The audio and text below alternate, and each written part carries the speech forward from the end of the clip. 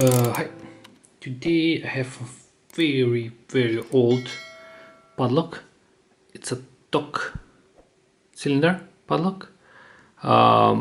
It's number 13, and I don't know if you can see, but it's a bit solid brass pin tumbler cylinder, hardened steel shackle, double locking, made in West Germany.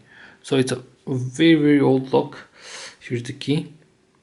On this side is like 3 locks, on this side TOK and F9129, and you can see it's a 1, 2, I think it's a 4-pin lock. 1, 2, 3, 4, but yeah, I cannot remember now. It's pretty old and it's working.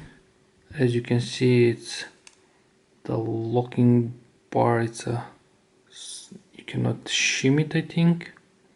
You can see that like it's moving. Maybe it's possible to shim. I'm not sure, to be honest, but I'm a picker, I'm not trying to shim this one.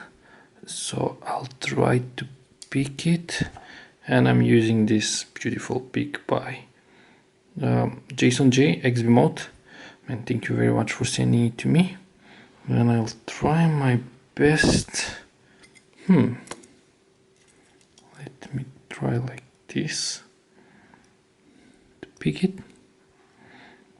So let's start. 1 nothing, 2 nothing, 3 it's binding, I think it's set, 4 click, 1, 2 nothing, 3